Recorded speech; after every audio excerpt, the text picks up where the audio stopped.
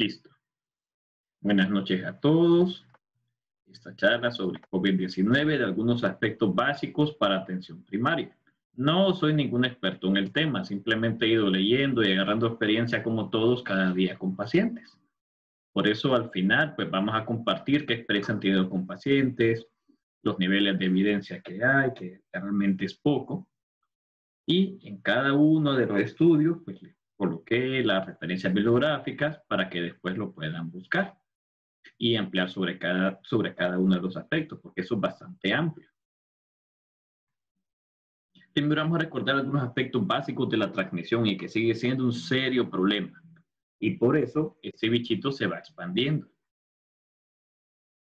Recuerden que el bichito puede estar en aerosoles hasta 3 horas después de aerolización. Estornudos, tos. Por ejemplo, en el Seguro Social, en la sala de emergencias, este es un serio problema porque es un espacio cerrado, no tiene presión negativa. Casi todas las áreas de hospitalización igual son espacios bastante cerrados. Pero la emergencia es un espacio bastante crítico porque los pacientes están a una distancia bastante cerca, entonces literalmente hay aerosoles por todos lados. Por eso, siempre que estén en una zona donde hay aerosoles, hay que considerar que probablemente sí esté el virus en el aire. Luego, lo que todos ya sabemos, cobre 4 horas, cartón 24 horas, plástico y acero inoxidable puede durar hasta 2 o 3 días. Por eso la importancia de la constante, limpiar de forma constante todo lo que utilizan en área hospitalaria, por la posibilidad que puedan llevar el bichito a su casa.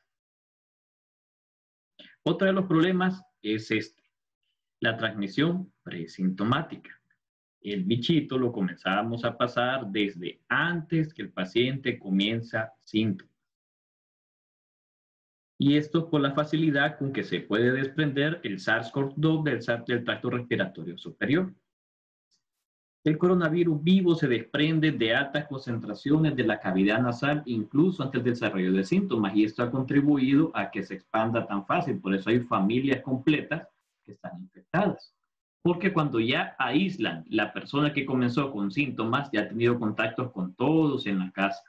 Por eso es prudente que las personas que tienen alto riesgo de contagio, los que trabajamos en servicios de salud, los que estamos en área hospitalaria o con pacientes positivos, tratar de estar un poco aislado de los demás por el riesgo que representamos de poder transmitir el virus.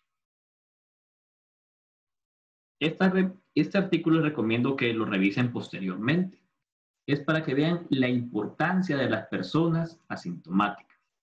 Esto lo hicieron con pruebas rápidas, con serologías, no las pruebas rápidas que parecen de embarazo, que estamos acostumbrados a ver, y vean que la cantidad de personas que salieron positivas sin presentar ningún síntoma llegó hasta el 40-45%. Teóricamente, este porcentaje grande de población asintomática contribuye a que la enfermedad se vaya propagando.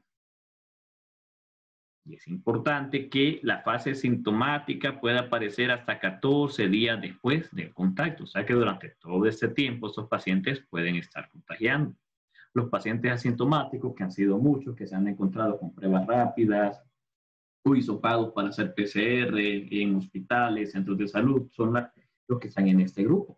Personas asintomáticas y que pueden transmitir. No está claro todavía qué tanto, pero sí, teóricamente, representa un grupo de riesgo que puede favorecer la infección en otras personas. En la práctica ya se ha visto adultos mayores que no salían de sus casas, aparecen infectados y los únicos que los visitan son sus mismos familiares, que pueden estar asintomáticos. Esto es la importancia del aislamiento social, de evitar visitar a otras personas, incluso entre la misma familia. Ya una vez que el bichito entra, ya sabemos todo lo que va a pasar. Se une a los sectores AC2, comienza replicación viral, inicialmente en vía aérea superior, posteriormente en parénquima pulmonar, y aquí es donde vienen los problemas que nos vamos a enfocar hoy. La respuesta inflamatoria que se monta contra este virus y que esto contribuye al desarrollo de múltiples manifestaciones clínicas. Nos da un estado protrombótico, aumenta reactantes de fase aguda que nos sirven para hacer diagnóstico y también para pronóstico de los pacientes. Ya por todos es conocido que durante los primeros días tenemos la fase de respuesta viral. Aquí hay replicación viral. En este estadio 1 es donde depende del sistema inmune. El paciente tiene síntomas que pueden ser específicos como fiebre, tos seca o inespecíficos, mialgias, cefalea, anosmia, ageusia, y nos pueden confundir perfectamente con cualquier otro cuadro viral. Por eso en ese momento todo paciente con síntomas de vía respiratoria superior, todo paciente con fiebre, sin ningún foco evidente, debe ser considerado como un paciente sospechoso. En esa etapa de respuesta viral es donde antes se pensaba que había medicamentos que nos podían ayudar a disminuir. Por desgracia, la mayoría de ellos no ha demostrado. Es más, la fase de respuesta viral, nuestra mejor defensa es el cuerpo, el mismo sistema inmune. Por eso es que muchos pacientes que están inmunocompetentes, sanos, sin ninguna patología de base, sin obesidad, el cuadro puede pasar por algo totalmente leve, que va con el 80% de los casos. Pero ¿qué pasa con aquellos pacientes inmunosupresos? Pacientes con problemas oncológicos, pacientes con enfermedad renal que han sido seriamente afectados, pacientes obesos independientemente de la edad, no tienen una adecuada respuesta. Entonces, todos esos pacientes con factores de riesgo pueden llegar a la fase pulmonar, que es donde todos nos preocupamos. Pero aparte de la fase pulmonar, aquí comienza algo interesante. El aumento de los marcadores inflamatorios. Ya vamos a ver en días cómo va aumentando progresivamente hasta que finalmente nos lleva a la fase hiperinflamatoria, donde las herramientas que tenemos para tratamiento pues están bastante limitadas. Nuestro objetivo debería ser los pacientes diagnosticarlos aquí, esperar que su sistema inmune ayude y vigilarlos en el momento que pase de la fase viral, la respuesta viral, a la fase pulmonar. No vamos a hablar aquí abajo de los medicamentos porque eso lo vemos más adelante, igual de los exámenes. Antes se pensaba que todos los pacientes positivos con COVID-19 pues tenían problemas pulmonares, todos hacían trombosis, pero no siempre es así. Hay pacientes que son trombofílicos, que van a tener niveles altos de dímero D, otros pacientes, por ejemplo, los adultos mayores, que pueden hacer etapa pulmonar de forma temprana, quinto, séptimo día, o los pacientes inmunosupresos. La fase pulmonar tardía, donde además de esto tiene un componente inflamatorio, y aparte de elevación de los marcadores inflamatorios, eleva dímero D. Está bastante bonito porque esto nos ayuda a interpretar qué medicamentos necesita el paciente. Esto es uno de los objetivos de la charla, que no todo paciente es una receta de cocina. Se debe tratar de individualizar y pensar qué está pasando en el paciente. No es lo mismo un joven de 25 años sin obesidad, sin comorbilidades, que puede estar aquí o aquí, pueden ver, poca elevación de marcadores, poca respuesta, a un paciente con enfermedad renal crónica de 60 años, obesidad visceral o hipertenso, que puede estar en cualquiera de estos. Por eso me ayuda a buscar marcadores inflamatorios, elevación de dímero D, fibrinógeno, elevación de ferritina, para ver en qué etapa está el paciente. Y aquí está lo que hablábamos del tiempo, que esta es una de las diapositivas más importantes. La parte de incubación, ya todos sabemos que los pacientes van a transmitir de forma asintomática la enfermedad. La fase de replicación viral comienza en síntomas que pueden ser totalmente inespecíficos: fiebre, malestar general, tos, diarrea. Aquí es donde se ha buscado la parte de medicamentos que disminuyan la carga viral. Si nos vamos más atrás, pues aquí se buscaba varias opciones: hidroxicloroquina, cloroquina tenía un papel importante con mezcla con acitromicina, que teóricamente debería, pero hasta ahora los resultados pues no han sido satisfactorios. Hay estudios que han dicho que sí, pero por desgracia muchos no. La ivermectina, que nos dio esperanza a todos por la inhibición in vitro, al ver in vivo que se ocupaban dosis de 1000 a 1200 miligramos, pues ya dejó de ser una alternativa. O sea, se podría dar, pero sabemos que las dosis son subóptimas.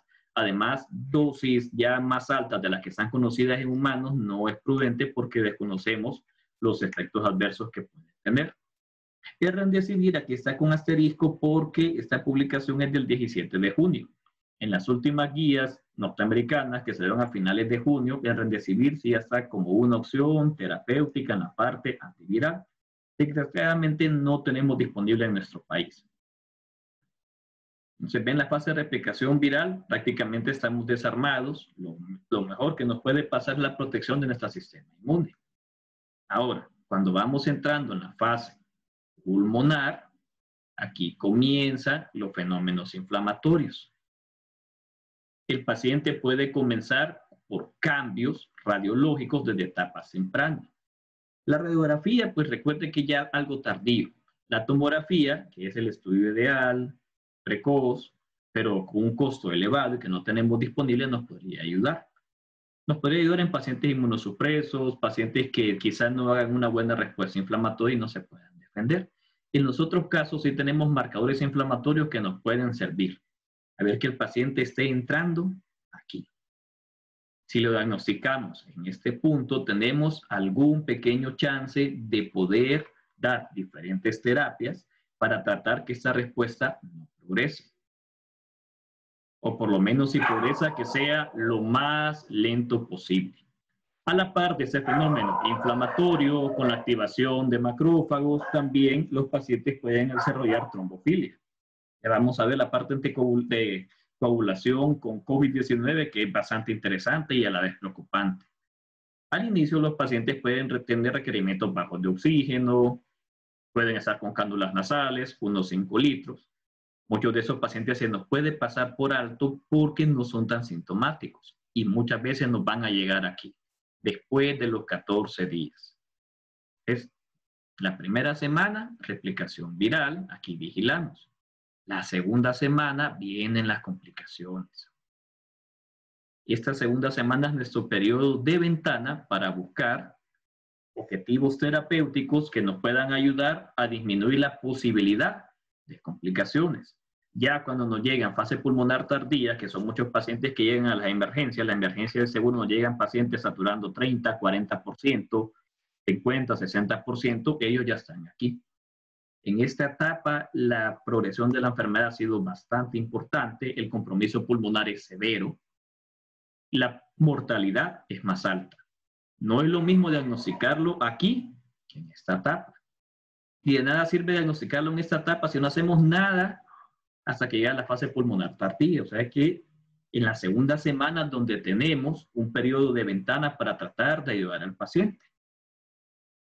Les recomiendo que revisen ese protocolo, está detallado todos los pasos lentamente y también se explica por qué cada uno de los medicamentos. Ahora, el periodo de incubación, 2, 14 días, promedio 5 días, exposición. Esto nos sirve para decidir también en qué momento enviar pruebas diagnósticas.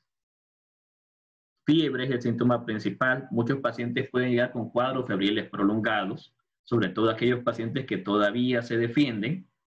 He visto casos de hasta 22 días solo con fiebre, sin sintomatología pulmonar. Tienen fatiga, tos seca, mialgias. Cuando hacen disnea, ya estamos hablando que los pacientes están entrando en la fase pulmonar. Aquí la disnea es una manifestación clínica tardía y que nos debe preocupar.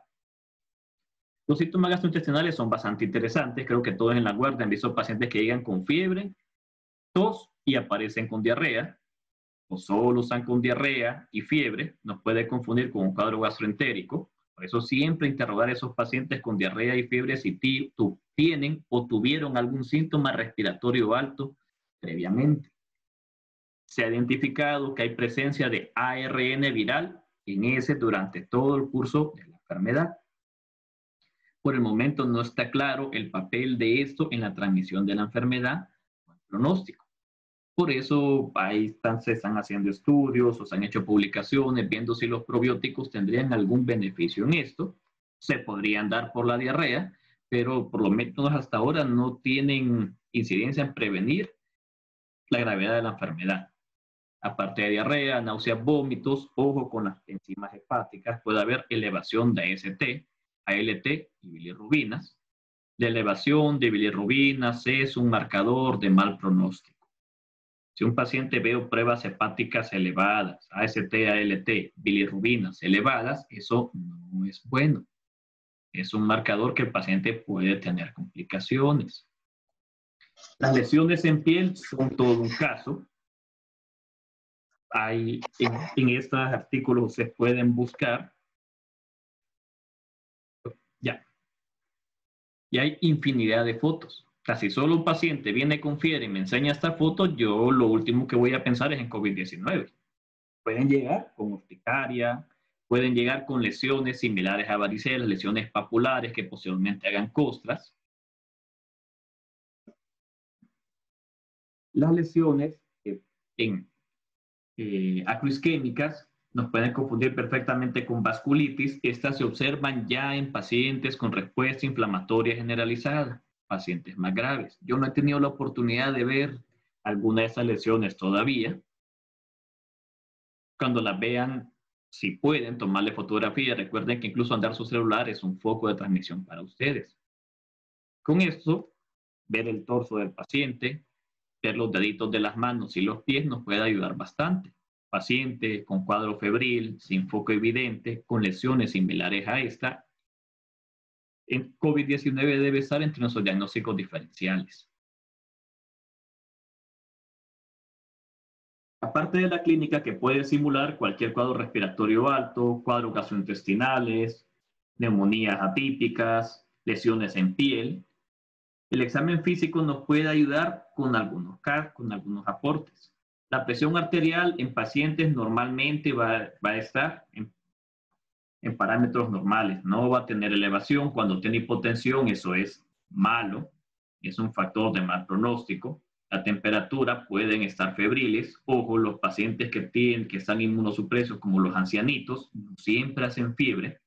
Los ancianitos pueden perder el apetito, disminución del estado de ánimo, tal vez algo de febrícula. La frecuencia respiratoria es de los parámetros más importantes. Mucho se ha hablado que esos pacientes hacen hipoxia silente, pueden estar con taquipnea y no darse cuenta. A veces no es necesario ocultar al paciente, simplemente ven tiraje supraclavicular, tiraje intercostal, o que se le quite o levante su camisa para ver el patrón respiratorio. Taquicardia no es bueno, la taquicardia se puede dar por la hipoxia, si ya llegan en fase pulmonar tardía, o también por la elevación de marcadores inflamatorios. Interleucinas pueden aumentar la frecuencia cardíaca, la fiebre aumenta la frecuencia cardíaca por cada grado, ya es conocido que aumenta a 10 latidos, importante para diferenciar del dengue, que es uno de los diagnósticos más importantes, sobre todo los primeros 5 días. El dengue tiene bradicardia relativa, el paciente con dengue está febril, pero su frecuencia cardíaca es normal. El paciente con COVID-19 va a estar febril y con frecuencia cardíaca elevada. La saturación de oxígeno después de la segunda semana es uno de los parámetros más importantes, porque cuando comienza a descender no es bueno, estamos entrando en fase pulmonar. Ojo con esto, porque a veces el paciente les puede decir que tiene 2 días mal, pero tiene 2 días de estar grave y sus síntomas pudieron iniciar hace una semana. Por eso es importante interrogar cuándo fue el primer día de síntomas. Vamos otra vez atrás. La cronología de esto es sumamente importante. Aunque el primer síntoma solo haya sido cefalea y mialgias, hay que cuantificarlo. ¿Qué día fue? Y en base a contar para ver en qué etapa estamos con el paciente. Si me dice que tiene 2 días de síntomas, pero que es disnea, y que al interrogarlo 7 días previo o 9 días previo tenía fiebre, odinofagia o tos, el paciente ya está aquí. Por eso interrogar el primer día de síntomas es fundamental. Si un paciente le llega saturando menos del 94%, le dice que solo tiene 2 días, probablemente tenga 2 días de estar grave. El inicio de la enfermedad fue mucho antes. Los síntomas son leves al inicio, nos puede confundir con algún cuadro catarral. La signología pulmonar es bastante escasa en etapas iniciales. Fuera del patrón respiratorio, de la disminución de la saturación de oxígeno, ustedes pueden escuchar pulmones totalmente normales. Cuando se escuchan crépitos bilaterales, eso no es bueno. El paciente ya está en etapas tardías, ya tiene compromiso importante. En etapas iniciales pueden escuchar un examen de pulmón totalmente normal. Lo más que van a observar es aumento de la frecuencia respiratoria. Ven la importancia de los signos vitales en la evaluación de estos pacientes. Corazón, no espero encontrar nada. En abdomen, lo más que voy a encontrar es obesidad visceral. Si encuentro eso, mal pronóstico. Es curioso que esos pacientes pueden estar hipoxémicos, pero no los van a ver con cianosis. Es una paradoja. Yo espero que al haber hipoxemia haya acidosis distal. Y cuando ya miramos a alguien con neumonía por COVID-19 y cianótico, ese paciente está crítico. Y la mortalidad es mayor en las horas subsiguientes. Entonces recuerden, no se confíen de un examen de tórax donde no escuchen ruidos patológicos. Por eso las imágenes son claves. La evolución, cuántos días lleva, son claves. Frecuencia respiratoria, frecuencia cardíaca, saturación de oxígeno. Todo paciente que reciban en ese momento de emergencia y vean con algo de dificultad respiratoria, evalúen oximetría inmediatamente. No se confíen. ¿Qué factores de riesgo y qué pacientes son los que tenemos que vigilar? Que son los pacientes que potencialmente pueden agravarme la enfermedad, o sea, pacientes que yo debo tener mucho cuidado. Primero, los adultos mayores. Todo adulto mayor positivo debe estar en vigilancia. Es que a todo adulto mayor le van a poner esteroides de entrada de todos los medicamentos. No, se vigilan, ya sabiendo en qué momento comienzan las alteraciones. Tampoco se despacha a un adulto mayor con solo los medicamentos y después se le dice que vaya a su casa. Hay que vigilarlo. Quinto o séptimo día pueden comenzar las complicaciones. Siempre el orden cronológico, primer día de síntomas para calcular qué día se puede enfermar ese paciente. Los pacientes con problemas pulmonares crónicos también. Es curioso, no he visto pacientes con COVID-19 con EPOC, que hagan exacerbaciones por EPOC, o asmáticos que hagan exacerbaciones de crisis asmática. Si un paciente asmático le dice, doctor, me siento cansado, he tenido fiebre, y no oculto sibilancias, eso no es una crisis de asma normal, ese paciente es sospechoso. Luego los pacientes con enfermedad cardiovascular, porque esa enfermedad no solo ataca pulmón, deben cambiar ese concepto, también ataca corazón. Ya en hospitalización y pacientes críticos es importante vigilar parámetros cardiovasculares. Si se les da mucho volumen, hacen hipervolemia, pueden hacer cambios electrocardiográficos, se ha descrito isquemia en estos pacientes, insuficiencia cardíaca aguda. Los pacientes diabéticos son pacientes inmunosupresos, por eso otra población de riesgo, sobre todo si está descontrolado. Ojo con los diabéticos y los esteroides, nos pueden hacer hiperglicemia. La obesidad independientemente de la edad. Los que están en traje de seguro, pues ya han visto pacientes obesos sin ningún otro factor de riesgo, 30, 40 años y que llegan graves. Todas las guardias fallecen pacientes obesos sin ningún otro factor de riesgo que no llegan ya en etapas pulmonares tardías, que está bien avanzado. Si un paciente obeso no llega desaturando 70, 60%, 80%, son buenos. Ese paciente eventualmente puede ocupar ventilación mecánica y por todos es conocido que está bien limitado. Además que la mortalidad en pacientes ventilados es alta. Es otro objetivo es tratar de evitar que lleguen a ventilación. Todo paciente obeso que ustedes vean sospechoso deben vigilarlo. El tejido adiposo visceral produce citocinas inflamatorias. Esto podría potenciar la respuesta inflamatoria que tienen los pacientes con COVID-19. Pacientes inmunocomprometidos son un serio problema porque no se van a defender en etapas iniciales. En la fase viral, nuestro sistema inmune es nuestra principal arma. Si un paciente está con terapia inmunosupresora, es poco probable que pueda defenderse y lo más preocupante, no me va a hacer las manifestaciones típicas. No va a ser cuadros febriles como yo espero en otros pacientes. No va a presentar otras alteraciones. Luego están los pacientes con enfermedad renal. Es triste, preocupante, están falleciendo a diario. Pacientes renales. Son, además de enfermedad renal, muchos de estos pacientes son diabéticos, tienen enfermedad cardiovascular, son pacientes adultos mayores. La enfermedad renal es un estado de inmunosupresión, la uremia es un estado de inmunosupresión. Muchos de estos pacientes no se están dializando de forma adecuada y es un grupo bastante vulnerable. Y por último, los pacientes con hepatopatías. Si me preguntan de los que más he visto en emergencia y guardias, en primer lugar los obesos, independientemente de la edad, los adultos mayores, renales, diabéticos, enfermedad cardiovascular. Los pacientes cirróticos se han escondido en esta pandemia.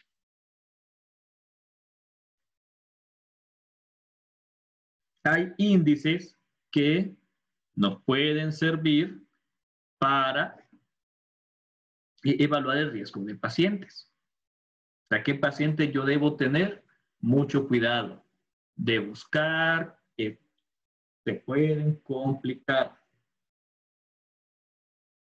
Por ejemplo, si un paciente es diabético y ya tiene nefropatía diabética, 2 puntos.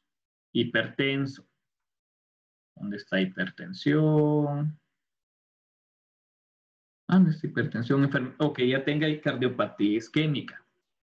3 puntos. Ya es un paciente que tiene comorbilidades altas y mayor riesgo. Pacientes con SIDA, pacientes oncológicos, son pacientes de alto riesgo. Si el paciente no tiene estas comorbilidades, es probable que tenga una evolución satisfactoria. Ojo, probable, porque aquí no está la parte de obesidad. Si tiene obesidad, ya es un factor de riesgo sumamente importante. Entonces, estos pacientes que tengan comorbilidades, debo vigilarlos. Estarlos citando cada 3, 4 días, sobre todo cuando van empezando la segunda semana de síntomas. El Quick-SOFA me sirve en emergencias. Si un paciente me llega con estado neurológico alterado, probablemente sea por hipoxemia, eso no es bueno. Si está taquipneico con frecuencia respiratoria mayor de 22, no es bueno. O si tiene presión arterial sistólica menos de 100, tampoco es bueno. 2 puntos de esos 3 es alto riesgo. Este paciente amerita hospitalización de forma inmediata. Un punto, vaya, la frecuencia respiratoria puede ser aumentada cuando hay fiebre también.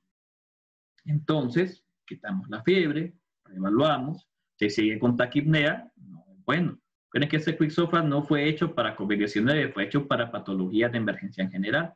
Y solo el hecho de tener frecuencia respiratoria aumentada ya es de mal pronóstico. Si está hipotenso, es de mal pronóstico.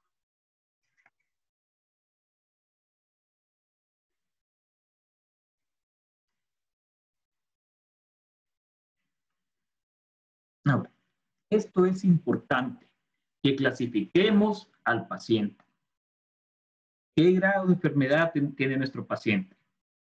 Tenemos un grupo grande que se encarga de transmitir la enfermedad, que son los pacientes asintomáticos o que están con síntomas previos Estos pacientes, pues, son los que se diagnostican algunos por PCR, por ejemplo, en los hospitales, o por pruebas rápidas y que no tienen síntomas. Aquí no hay que tratar, ya vamos a esa parte, no se da nada. No anden inventando, por favor. Luego están los pacientes que tienen una enfermedad leve, que es la gran mayoría. Fiebre, tos, dolor muscular. Hay que explicarle claramente que estos síntomas pueden durar una semana. Ojo, si ya dura más de una semana, algo no anda bien. El manejo en esa etapa va a ser sintomático. Puede tener episodios leves que le falta el aire, pero muchas veces es más por el malestar. Y ahora aquí viene algo importante. Todos pensamos que estos pacientes al hacer estudios de imagen pueden estar normales. La tomografía ya puede presentar algunas alteraciones. La radiografía es más tardía, es nuestra mejor arma en este momento. sea, yo todo paciente que sospecho, busco hallazgos radiológicos, que vamos a ver algunas imágenes de casos un poco graves. La tomografía es ideal, desde etapas tempranas nos puede ayudar, y también como pronóstico. Estos dos grupos, el único problema es que pueden transmitir la enfermedad a otras personas. O sea, aquí no hay problema. Ahora vienen los pacientes que se nos pueden complicar. Los pacientes con enfermedad moderada, estos van a tener clínica de sintomatología de tracto respiratorio inferior, pueden estar con disnea, con tos, pero su saturación de oxígeno es mayor o igual a 94% todavía. A ver, ¿qué pasó aquí? Ah, por lo del agua. No se preocupe, voy lento repitiendo otra vez. Entonces, asintomáticos, nada. No son pacientes que les hacen pruebas y aparecen positivas. Síntomas leves, tos, fiebre, malestar general, diarrea, dolor muscular. Pueden tener alteraciones radiológicas.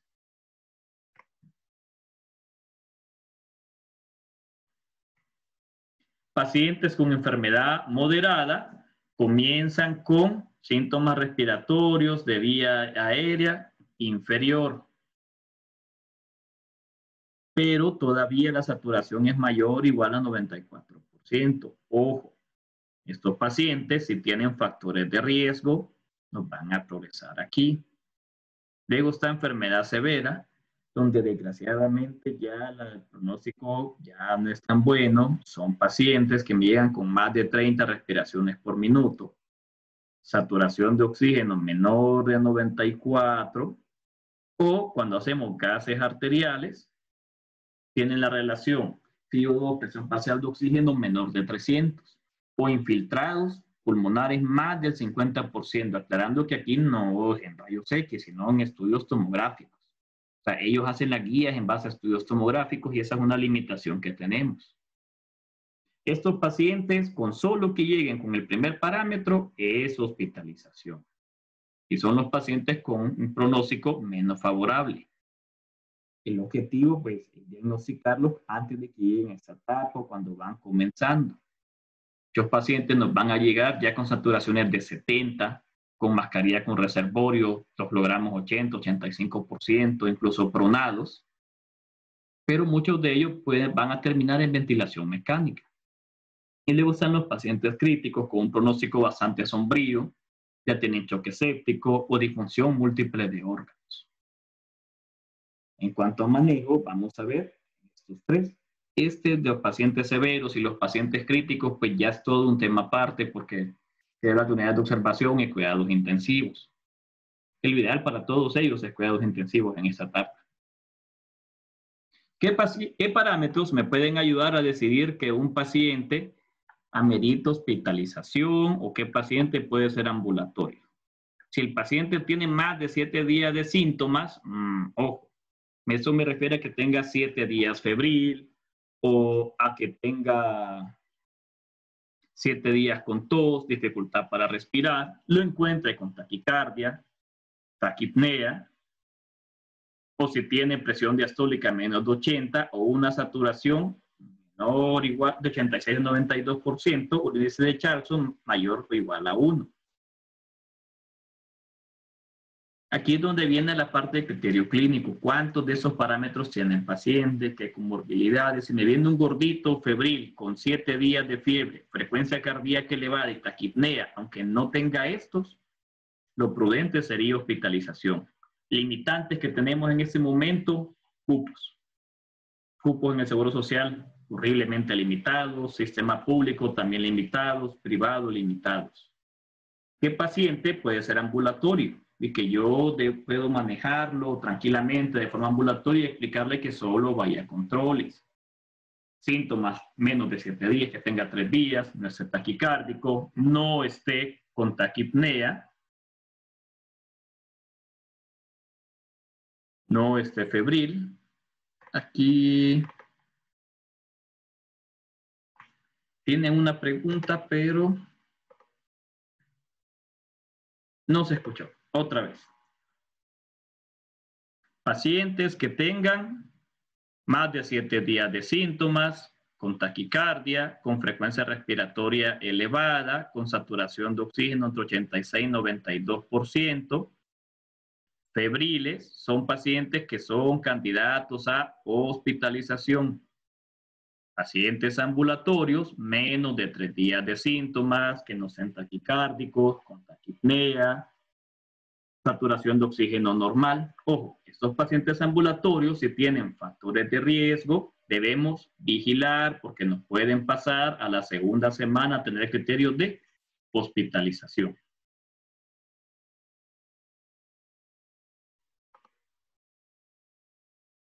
¿Qué estudios de la... Ah, ya se va a terminar el tiempo de esa primera parte.